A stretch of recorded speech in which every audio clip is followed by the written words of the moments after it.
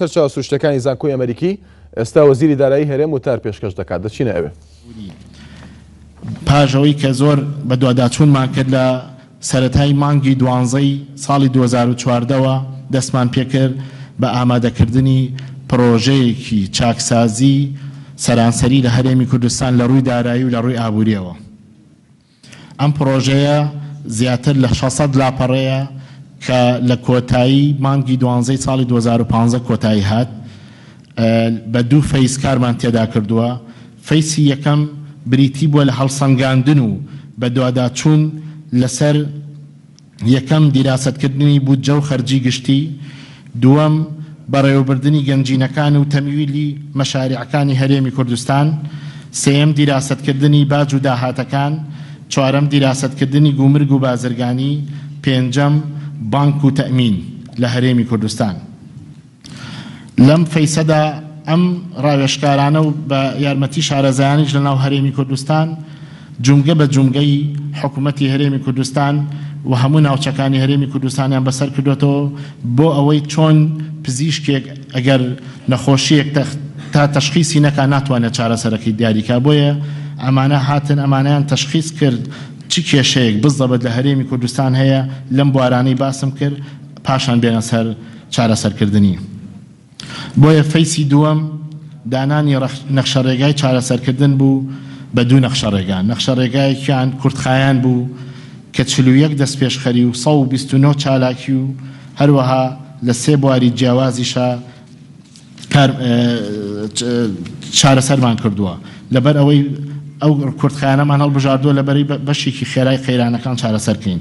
یەکەمیان چاوخشانەوەی بە سیاسەتی دارایی و ئابووری هەرێم، دووەم بەهێزکردنی دام و دەستگای ئیداریەکان، سێم چاوخشانەوەی بە بەڕێوەبردننی کاروباری ڕۆژانەی دام و دەستگاکانی حکوومەتی هەرێم لە وەزارەتی دارایی و لە وەزارەتەکانی تریش لە بواری داراییە. نەخشەڕێگای دووەم نەخشەڕێگایەکی درێژخایەنە کە بەم کابینەیە و بە کابینی داهاتوش کۆتایی نایەت، بەڵکو پێویستە ئێمە لە ماوەی 23 ساڵی ڕابردووە ئەگەر لە ڕێدا ڕۆشتوێتین بە وردەوردە ڕێکبینەوە، چونکە بە شەو ڕۆژێک چاکسازی لە هەرێمی کوردستان ناکرێت. ئەوانەش بە چەند خاڵێکن. خاڵی یەکەمیان چاکسازیە لە بەڕێوەبردننی دارایی گشتی، خاڵی دووەمیان چاکسازیە لە موڵک و سامانی گشتی و قەرزەکانی سەر حکوومەتی هەرێم و ئەو ئیلتیزاماتانەی لەسەر حکوومەتی هەرێمە، خاڵی سێم چاکسازیە لە بەڕێوەبردننی ئابووری، خاڵی چوارەم بەرپرسیارەتی و شەفافیەتە لە کارکردنی ڕۆژانەمانە.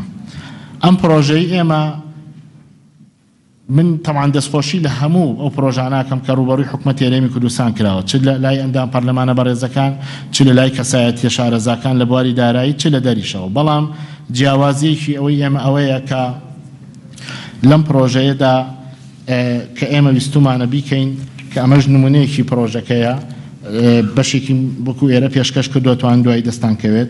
لەم پرۆژەیە ئەوەیە کە ئێمە داونلۆدی ئەم پرۆژەیەمان نەکردو لە ئینتەرنێتەوە، یاخود ئەم پرۆژەیەمان لە تەجروبەی وڵاتێکی کەوە نەیەناوە، بەڵکو هەموو جومگە نەخۆشەکانی ناو حکوومەتی هەرێمی کوردستانمان پشکنیوە.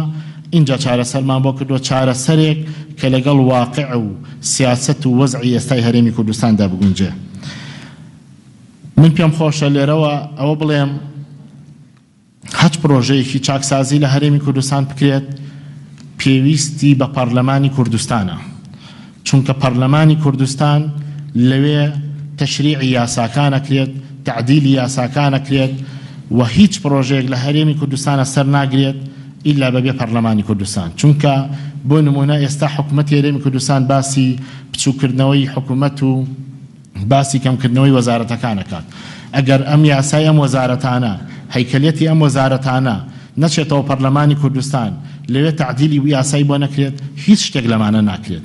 کەواتە خاڵی سەرەکی بۆ چەسپاندنی هەچ پرۆژەیەک کە بەڕاستی هی ئەوە نەبیری دەکەینەوە، هی ئەوەی لەمڕۆ دەست پێ بکەینە، باید دوێنێ دەستمان پێ بکردایە نەک تازە باسی پرۆژە بکەین، ئەبێت دۆخی سیاسی هەرێمی کوردستان ئاسایی بکرێتەوە بۆ ئەوەی هەموو لایەنە سیاسیەکان لە هەرێمی کوردستان بەشدار بن لەو چاکسازیە یاخود پشتیوانی چاکسازیەکە بکەن.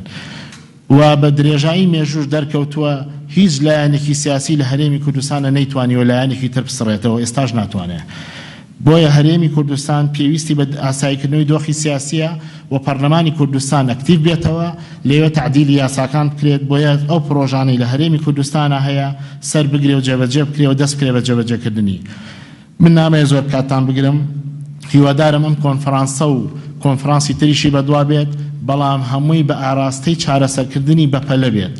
دۆخی ئێمە لە ماوەی 4 مانگی ڕابردوودا 2 موچە لە هەرێمی کوردستان دواکەوت بوو، ئەمڕۆ بۆ بە 5. وا بڕوات هەرێمی کوردستان بەپەلە چاکسازی ڕیشەیی نەکات، هەر موچە نادرێت لە هەرێمی کوردستان.